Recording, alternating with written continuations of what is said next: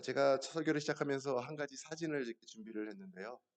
오늘 설교 제목은 금식기도의 영적 유익입니다. 기도 중에도 가장 고귀한 기도가 금식기도라 생각이 듭니다. 다음 사진 넘겨주시겠어요? 네, 이 사진 보시면 어떻습니까? 바구니에 지금 과일들이 어때요? 가득 가득 차 있죠. 정말 먹음직스럽고 보암직도 한 이 과일들이 가득 차 있는데 바구니 밑에 과일들이 어떻게 돼 있어요 지금? 떨어져 있어요. 어떤 상태입니까? 가득 차 있는 상태예요. 아무리 신선한 과일이 있더라도 계속해서 담으면 어떻게 될까요? 저렇게 바깥으로 쏟아지게 됩니다. 망가지겠죠? 해를 입겠죠? 자, 그런데 우리가 무언가를 이렇게 가득 채우기 전에는 항상 해야 할 일이 있는데, 그 다음 사진 남겨주시겠어요? 그것은 비우는 일입니다. 무언가로 가득 차 있다면 더 이상 그 어떤 것, 아무리 좋은 것이라도 담을 수 없기 때문에 그렇죠. 우리의 마음의 영성도 마찬가지입니다. 하나님이 주신 은혜들로 말씀으로 가득 채우기 위해서는 때로는 우리가 우리의 마음을 비워야 할 때가 있어요. 강준미 목사님께서 쓰신 뿌리 깊은 영성이라는 덧책을 제가 몇 해 전에 아주 은혜롭게 감동 깊게 읽었습니다. 아실 거예요. 자, 이 책에 보면은 무언가로 가득 차 있으면 그 어떤 것도 담을 수 없다라고 말씀하고 있어요. 우리의 영성이 마찬가지죠. 하나님이 주신 것들로 채우기 전에 해야 할 일은 먼저 비우는 일이라는 것입니다. 비운 후에야 하나님의 충만으로 가득 채울 수 있다는 것이죠. 하나님의 임재로 채우고 성령으로 채우고 성령의 충만함으로 채워지고 성령의 열매로 채워지기 전에 우리는 먼저 비우는 일을 해야 한다는 것입니다. 하나님께서는요, 예수님을 이 땅 가운데 보내셨잖아요. 잘 기억해 보세요. 예수님께서 30살이 되셨어요. 그 전까지는 평범한 청년으로 살았었어. 그렇죠? 그러다가 공생애를 시작하시기 전에 집을 떠나셨어요. 멈추셨어요. 일상생활을. 광야에서 무엇을 하셨죠? 며칠 동안? 40일 동안 금식 기도를 하셨습니다. 예수님께서는 이렇게 성령으로 채우기 전에 비우시는 작업을 먼저 하셨어요. 그럴 때 성령 충만함으로 하늘에서 성령의 비둘기가 세례받으실 때 임하셨잖아요. 자, 그렇다면 주님께서 이렇게 본을 보이신 금식 기도, 비우시고 채우시기 위해서 금식하신 이 금식 기도가 우리들의 영성 회복에 어떠한 유익을 주는지 세 가지로 살펴보고자 합니다. 주님께서 이 땅에 오시기 전에 약 700년 전에 바벨론의 포로에서 돌아온 이스라엘 백성들이 이미 금식 기도를 드리고 있었습니다. 예수님께서 광야에서 40일 동안 금식하기 전에 700년 전에 바벨론에서 포로에서 돌아온 이스라엘 백성들은 금식 기도를 하고 있었다고요, 이미. 그런데 그들의 금식 기도가 다른 금식 기도였을까요? 오늘 말씀 속에서 아주 구체적으로 조목조목 우리에게 들려주고 있습니다. 우리의 영성이 깊어지게 하기 위한 금식 기도는 어떻게 드려져야 하는가? 어떠한 단계로 금식 기도를 우리가 해야 하는지 우리에게 소개해주고 있습니다. 그게 1절부터 2절 말씀인데 내용이 이래요. 어떻게 금식 기도가 지금 그들이 하고 있느냐? 사람들에게 칭찬받으려고 큰 길가에서 나팔을 불며 구제하는데 하나님께서는 그렇게 하지 말라는 거예요. 그게 금식 기도가 아니라는 것입니다. 사람들에게 멋있게 보이려고 예배당과 거리에서 큰 목소리로 기도하는데 하나님께서 그렇게 하지 말라는 거예요. 그게 1절과 2절의 내용이에요. 사람들에게 알리려고 나 지금 금식 기도해요 알리려고 슬픈 기색으로 막 현수 막 벌고 기도하는데 그렇게 하지 말라는 것입니다. 그러나 그들은 밥만 굶는 것이 금식이라고 착각을 했던 거예요. 밥만 굶으면서 동시에 자기가 하고 싶었던 것들은 다 즐기면서 하고 있었던 거예요. 그래서 오늘 말씀 속에 보면은 그들이 오락을 즐기고 있다라고 말씀하고 있는 거예요. 너희가 다투고 싸우면서 그것을 금식이라고 여기고 있구나. 싸우는 것도 다 싸워요. 즐기는 것도 다 즐겨요. 그러면서 금식은 하고 있다라는 거예요. 그런 금식은 안 된다라는 것입니다. 그것이 어찌 내가 기뻐하는 금식이라 할 수 있겠느냐 말씀해 주고 있어요. 이사야서는요. 이사야 선지자가 하나님이 싫어하는 밥만 굶는 금식과 하나님이 기뻐하는 금식이 무엇인지 분명하게 설명해 주고 있습니다. 하나님이 싫어하시는 밥만 굶는 금식은 무엇일까요? 우리가 종종 이렇게 물을 수가 있어요. 저녁 금식을 하면 12시 땡 하면 자정 이후에는 먹어도 될까요? 그런 거 질문합니다. 또 나는 원래 아침을 잘 안 먹으니까 아침 금식을 하면 좋겠다. 이것은 금식이 아니라 굶식이죠. 그렇게 땡 하면 바로바로 먹는 건 금식이에요. 금식은 굶는 데 목적이 있지 않습니다. 잘 기억하십시오. 금식은 굶는 것에 목적이 있지 않습니다. 다이어트의 기회로 삼아서는 더더욱 안 될 것입니다. 이것은 하나님이 기뻐하시지 않는 금식이라고 말씀하고 있습니다. 그럼 금식이란 무엇인가? 이 세상에서 나의 몸에 에너지를 불어넣고 있는 곡기를 끊어버리고 삶을 위한 기본적인 것들을 포기하는 거예요. 삶을 위해서 내가 영위하고 있었던, 내가 즐겨하고 있었던 그 무언가를 하나를 끊는 거예요. 예를 들어서 커피를 끊는 것도 금식이에요. 내가 예를 들어서 레저를 즐기고 있었고 어떤 여가 활동을 하고 있었는데 잠시 하나님을 내가 직접 대면하기 위해서 간절한 기도 제목이 있어서 그것을 잠깐 끊는 것도 금식이에요. 밥만 굶는 것이 금식이 아닙니다. 내가 목숨을 거는 절박한 심정으로 오직 저는 하나님의 능력만 의지하며 살겠습니다. 라고 선포하며 기도하는 것이 금식입니다. 다음 사진 보여주시겠어요? 김지롱 목사님께서 쓰신 책인데 하늘이 열리는 금식 기도라는 책입니다. 참 너무 책이 좋아요. 여러분도 한번 꼭 보시길 바랍니다. 하늘이 열리는 금식 기도의 책에 보면은 저렇게 타이틀을 저렇게 적어 놓으셨어요. 제가 그래서 이 문구를 이렇게 올려드렸어요. 보시면 금식은 하늘 보좌를 움직이는 강력한 힘이요 영성을 높이는 지름길이며 몸과 마음의 최상의 휴식이다 라고 말해주고 있습니다. 몸과 마음의 최상의 휴식. 단순히 밥만 굶는다고 내 에너지가 막 기력이 없겠다 그게 아니에요. 내 몸과 마음에 최고의 휴식을 불어넣어주는 시간이 금식 기도인 줄 믿으시길 바랍니다. 자, 오늘 본문에 말하는 금식은요 우리가 일반적으로 생각하는 그 금식의 의미와 다른 거예요. 6절에 보시면은요 하나님이 기뻐하시는 금식은 뭐라고 소개하고 있냐면 부당함을 풀어주는 것이 금식 기도래요. 부당함을 풀어주는 거. 자, 지금까지는 제가 뭐예요? 나를 위해서 내 몸과 내 영성을 위해서 내가 무언가를 끊고 곡기를 끊고 좋아하는 것들을 끊고 하나님 앞에 매달리는 거잖아요. 그런데 더불어서 금식 기도가 또 뭐가 있냐면 부당함을 당하고 있는 일들이 있다면 그 부당함을 당하고 있는 일들을 벗어날 수 있도록 자유함을 허락하는 것이 금식이라는 거예요. 내가 부당함을 무언가를 받고 있어. 그래서 내가 짓눌려 있어. 그러면 나를 옥죄고 있고 억눌리고 있는 그 일들에서 하나님 나를 자유케 하소서 하나님 앞에 무릎 꿇고 금식하며 기도하는 거예요. 그럼 내가 다야함을 얻게 돼요. 할렐루야. 그런데 때로는 금식 기도하고 있는 나로 인해서 내 자녀들이 나와 함께하고 있는 동역자들이 무언가 부당함과 억눌림을 당하는 일들이 있다면 금식 기도하는 가운데 나에게 깨우쳐 주세요. 그러면 그를 자유케 해주는 거예요. 그의 부당함을 자유케 해주는 거예요. 그의 멍해를 해소해 주는 것이 금식 기도인 줄 믿으시길 바랍니다. 오늘 그것을 깨닫게 되는 거예요. 이렇게 다양한 영적인 의미들이 있습니다.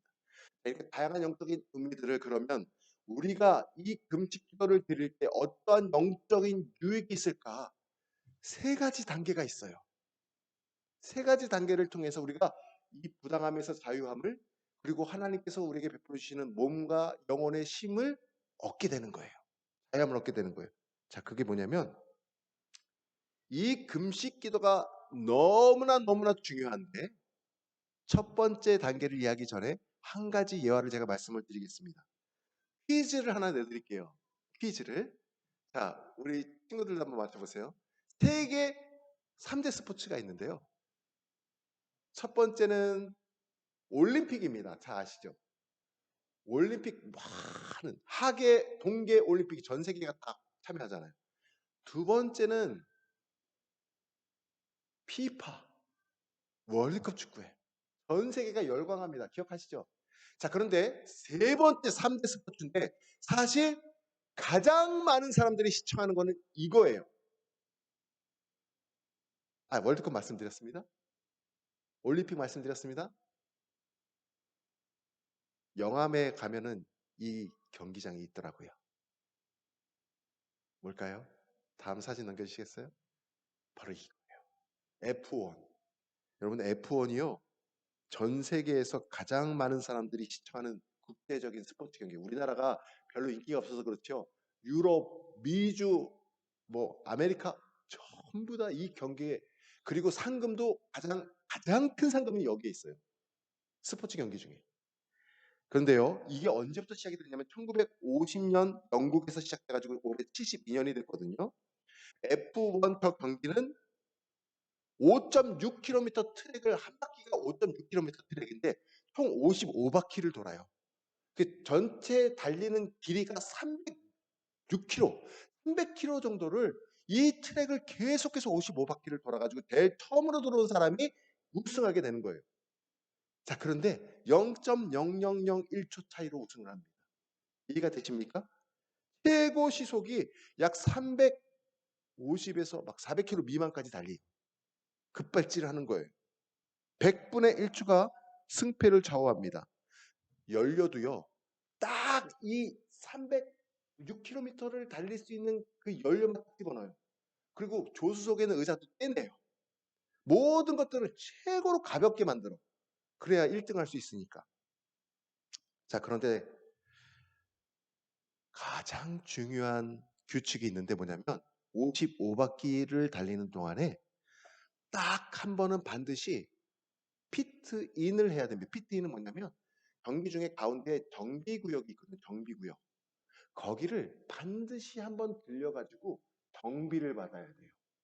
100분의 1초를 달리고 있는데 안 들리면 얼마나 좋겠어.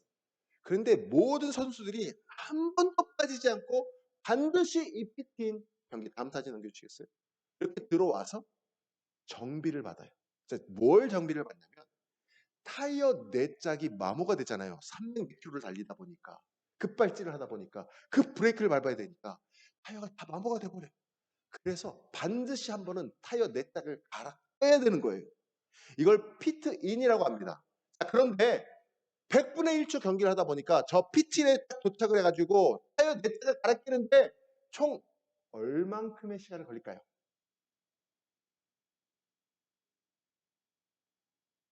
얼만큼 시간이 걸릴까요? 맞히시는 분에게 제가 이따가요 식사 시간에 선물을 드리겠습니다. 몇 초가 걸릴까요? 네? 상상해 보세요. 타이어 네 짝.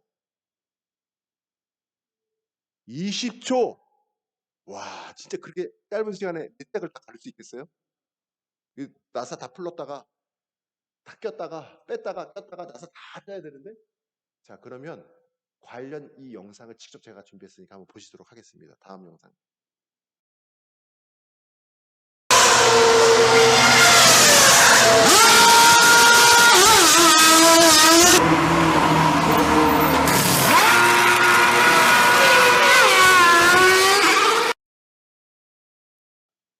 처음에 나왔던 팀은 르노 팀인데 2.0초예요.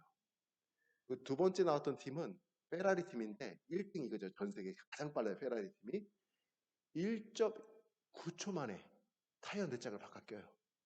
그러니까 100분의 1초 싸움을 하는 거예요. 우리나라는 아직 기술이 없어서 그걸 못해요. 그래서 자, 여러분 제가 드리고 싶은 얘기는 이거예요.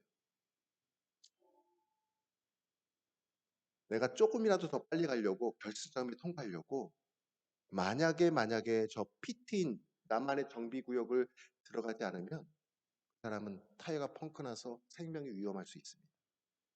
그래서 아무리 시급한 이 경기를 하더라도 반드시 나만의 정비구역에 들어가서 2초 동안의 타이어를 바꾸는 아주 소중한 시간을 드리는 거예요. 저는 오늘 여러분이 하나님 앞에 나오셔가지고 예배하는 이 시간이, 그리고 내가 하나님 앞에 대면해서 금식 기도하는 그 시간이 나만의 정비구역, 나의 헌 타이어를 다 갈아 끼고 새 타이어로 갈아 끼는 은혜의 시간인 줄 믿으시기를 바랍니다. 너무나 소중한 시간이 이 시간이. 너무나 잘 오셨어요. 나를 위해서뿐만 아니라 내 남편과 내 아내와 내 자녀와 내 손주들을 위해서, 내 직장 동료들을 위해서, 비전을 위해서 기도하는 소중한 시간이 언제요? 피트인 금식 기도하는 그 시간. 할렐루야. 자, 그러면 이 세 가지 단계를 여러분과 함께 나누기를 원하는데, 첫 번째 단계는 이거예요. 자, 옆에 빨간 글씨를 한번 읽어보겠습니다. 빨간 글씨 시작. 스탑이에요. 멈춤이에요. 금식 기도를 하기 위해서는 뭘 해야 돼요? 멈춰야 돼요. 나만의 정비구역 피팅하기 위해서는 뭘 해야 돼요? 경주자동차가 멈춰야 되는 거예요. 안 멈춰서는 아무것도 할 수가 없어요. 아침에 눈 뜨고 여러분 제일 먼저 누구에게 문안 인사드립니까?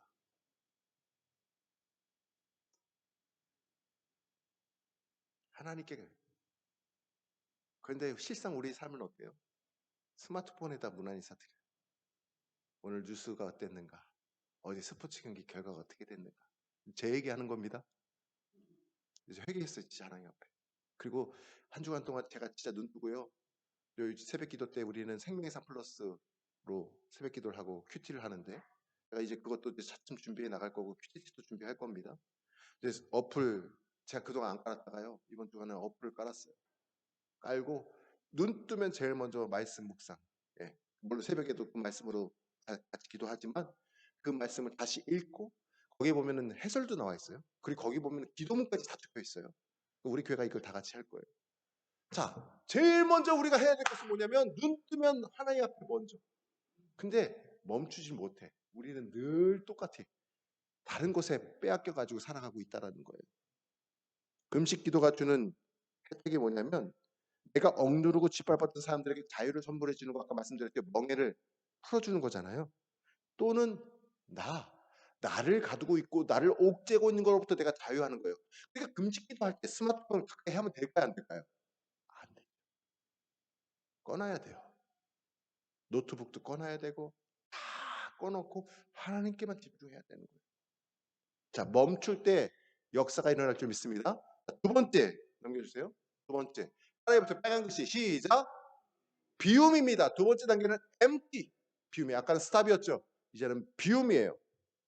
6절부터 9절까지의 내용이 이런 내용이에요. 내가 기뻐하는 금식은 굶주린 사람들에게 너희가 먹거리를 나눠주는 것이다. 금식 기도가요, 이웃사랑을 실천하는 게 금식 기도라는 거예요.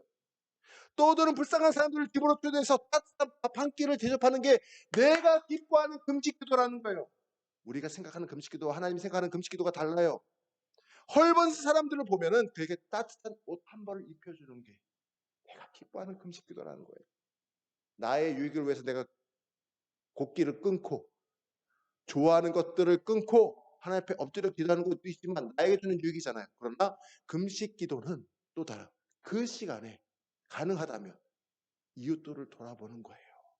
나만을 위한 시간이 아니고 하나님께서 기뻐하시는 금식, 이렇게 비우라는 겁니다. 나를 비우라는 거예요. 어찌 보면은 상식적인 것 같지만 가만 생각해 보세요. 나 하나 건사하기도 힘든데 이웃사랑을 한다는 거 쉽지 않아요. 어떤 사람이 이웃사랑을 합니까? 금식 기도를 드리는 사람이 진짜 하나님 앞에서 이웃사랑을 실천하는 사람인 줄 믿으시기를 바랍니다. 왜요? 그 사람은 멈췄거든요. 왜요? 그 사람은 하나님 앞에서 나를 다 비우고 있거든요. 비우는 게 뭐예요? 이웃사랑을 실천하는 거예요. 그러면서 내가 하나씩을 비우는 거예요. 내 생각들을 비우는 거예요. 이웃사랑을 실천하는 거예요.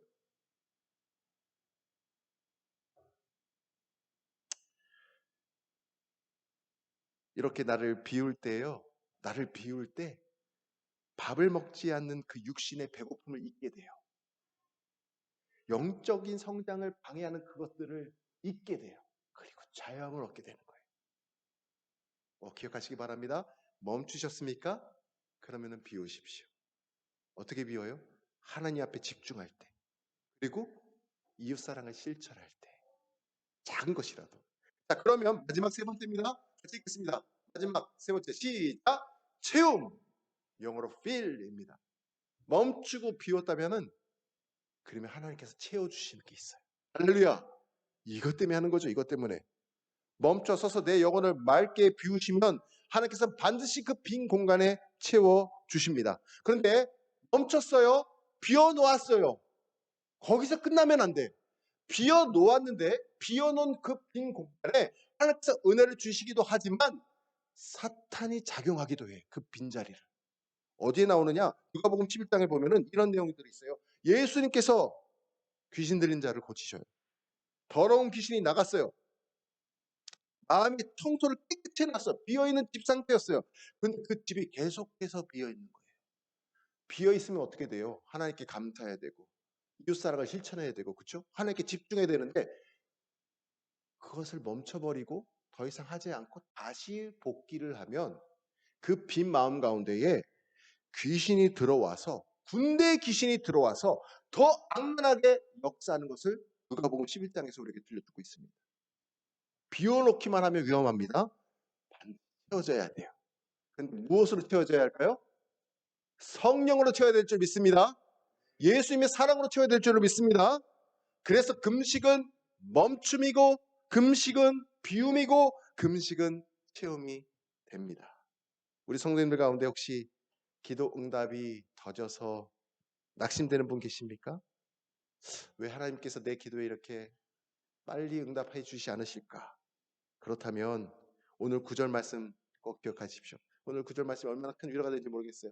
같이 한번 읽겠습니다. 시작. 내가 부를 때는 나 여호와가 응답하겠고 내가 부르짖을 때는 내가 여기 있다 하리라. 만일 내가 너희 중에서 멍에와 손가락질과 허망한 말을 제하여 버리고, 보십시오. 우리가 부르짖을 때 주님께서 뭐래요? 사랑하는 딸아, 사랑하는 아들아, 말씀해 주신다. 그리고 응답해 주신다라는 겁니다. 이 금식 기도의 유익을 꼭 경험해 보시기를 소망합니다. 저는 지금 다음성품연구소 소장님들과 아침 금식을 한 주간 동안 계속해서 이어지고 있습니다. 언제 끝날지 정하지 않았어요. 왜냐하면 5월달이 잘 모르실 수 있겠지만 차별금지법이 통과될 수 있는 가장 큰 위기에 처해 있습니다. 가장 큰 위기예요. 우리 믿는 자들은 대통령을 위해서, 정부를 위해서 아주 마음을 쏟아가지고 기도해야 돼요. 성경에 기록되어 있기 때문에. 그건 명확한 진리입니다. 우리는 정부에 힘을 실어줘야 되고 정부가 할 수 있는 모든 것들을 도와줘야 됩니다. 그러나 성경에서 말하는 것들을 위배하는 것들을 행할 때는 우리는 목소리를 내서 반대할 줄도 알아야 되는 거예요. 반대를 위한 반대가 아니라 하나님께서 창조 질서를 말씀하신 것, 하나님께서 죄라고 말씀하신 것을 위배되게 진행하고 있을 때는 잘못됐다라고 얘기를 해야 되는 거예요. 왜 한국교회가 차별금지법을 반대해야 됩니까? 저는 이렇게까지 성경 말씀을 통해서 이렇게 한 번도 한 적이 없지만 지금 너무나 큰 위기이기 때문에 제가 말씀을 드리는 거예요. 이것은 음란과 거룩의 싸움이기 때문에 그래요. 소수자들 보호받아야 됩니다. 당연하지요. 적극적으로 찬성하고 지지합니다. 그러나 거기에 담겨져 있는 독소 조항이 있어요. 음란한 내용들이 있습니다. 거룩을 해치는 내용들이 있습니다. 그것을 반대하는 것이 한국교회가 목소리를 내고 있는 거예요. 어둠은 빛을 이길 수가 없고 음란은 거룩을 이길 수가 없기 때문에 그렇습니다. 인권이라는 것으로 아름답게 포장되어 있어요. 인권 소중합니다. 꼭 지켜야 됩니다. 그런데 인권이라는 것 안에 사실상 더 중요한 인권을 박탈하는 내용들이 담겨져 있기 때문에 그렇습니다. 자유를 보장하는 것처럼 말하지만 사실상 또 다른 자유를 박탈하기 때문에 그렇습니다. 평등을 내세우지만 성경에 위배된 조항들이 있기에 동성애는 죄라고 고린도전서에서 분명히, 동성애하는 사람들은 천국에 들어가지 못한다고 분명히 말씀하고 있는데도 불구하고 그것을 반대하는 목소리를 우리가 낼 수 없게 되기 때문에 그렇습니다. 역차별이죠. 차별금지법 안에는 가장 무서운 것이 집단소송이라는 것이 있어요. 강단에서 또는 믿는 자들이 동성애가 죄다 말하면 혐오 발언하셨군요. 라면서 바로 소송을 하는데, 혼자 소송하는 게 아니라 그들 무리들이 함께 교회를 단체적으로 소송을 걸 수가 있어요. 그리고 거기서 끝나지 않고요. 제가 세상 법정에서 잘못했습니다, 뉘우칠 때까지 계속해서 소송장이 날라옵니다. 거기서 끝나지 않고 최대 3천만 원의 벌금을 낼 수 있도록 조항이 다 만들어져 있어요. 자, 제가 한번 뉘우쳐가지고 3천만 원을 냈습니다. 그런데 제가 성경에 위배된 거를 어떻게 또 어길 수 있겠어요? 그 마음을 품고 있잖아요. 그러면 제대로 뉘우치지 않았다고 또 3천만 원을 또 매깁니다. 그럼 저는 또 낼 수밖에 없는, 반복적으로 이어지게끔 이 조항들이 만들어져 있습니다. 기도가 많이 필요합니다. 그래서 아직 언제까지 작정해 놓지 않고 계속해서 아직 금식을 이어가고 있습니다. 그런데 말씀을 묵상하면서요, 기도 제목이 더 깊게 풍성하게 확장되는 걸 느끼게 되는 거예요. 오늘 주시는 말씀이 뭐예요? 하나님의 창조 질서가 혼란해지고 가정의 윤리와 도덕의 윤리, 생명 윤리가 무너져가는 이때에 음란과 거룩의 싸움을 이기게 하소서, 생명의 빛으로 어둠을 이기게 하소서 기도해왔던 저에게 하나님께서는요, 그 이전에 무엇보다도 먼저 주님의 얼굴을 구하고 너의 그 빈 마음에 성령의 충만을 구하라고 말씀해 주시더라고요. 그리고 이 모든 것들, 조항들, 억압들 가운데 자유함을 줄 수 있게 하나님 앞에 기도하라는 마음을 저에게 주시더라고요. 이 기도가 가장 먼저 우선돼야 될 줄 믿습니다. 그러면 모든 것들이 하나님께 형통케 보호해 주시고 지켜주시고 막아주실 줄 믿어요. 자, 오늘 설교 제목 이렇습니다. 금식 기도의 영적 유익. 오늘 단계를 꼭 기억하십시오. 세 가지 같이 읽겠습니다. 빨리 같이 시작. 멈춤, 비움, 채움입니다.